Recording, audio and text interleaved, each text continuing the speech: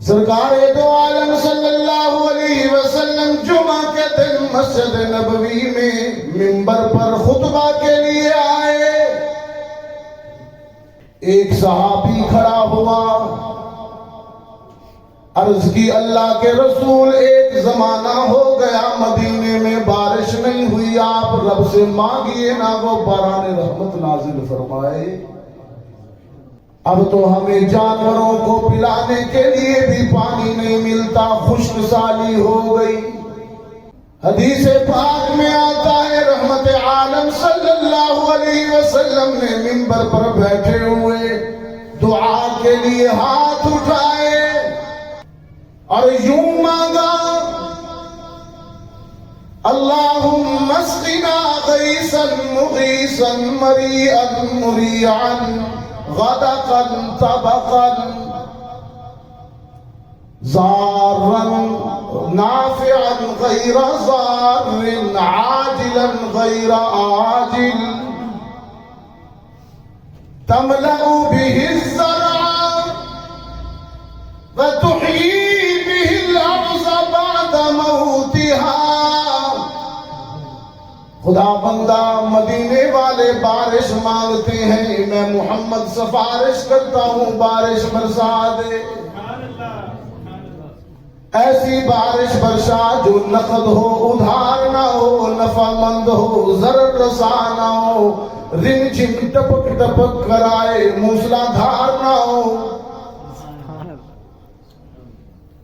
حضرات صحابہ فرماتے ہیں اللہ کے رسول نے دعا کے لیے ہاتھ اٹھائے ہوئے تھے. دعا سے پہلے مدینے کا آسمان صاف تھا اور دست نبوت ابھی رخ انور پہ پھرے بھی نہیں تھے کہ چاروں طرف سے کالے بادل آ گئے. سبحان اللہ. مدینے کا آسمان بادلوں سے بھر گیا، بارش شروع ہو گئی. حدیث پاک میں آتا ہے جمعہ بارش، ہفتہ بارش، اتوار بارش، رم جھم نرم نرم قطرہ قطرہ بارش. نقصان والی نہیں، نبی نے مانگی. سوموار بارش، منگل بارش، بدھ اور جمعرات بارش. پھر جمعہ آ گیا، منبر پر خطیب آ گیا، صحابہ جیسے مقتدی بھی آ گئے. پھر وہی صحابی کھڑا ہوا، عرض کی اللہ کے رسول ایک ہفتہ ہو گیا بارش رکتی ہی نہیں، اب تو جانور باندھنے کے لیے خشک جگہ بھی نہیں ملتی، دعا کیجیے نہ تھم جائے.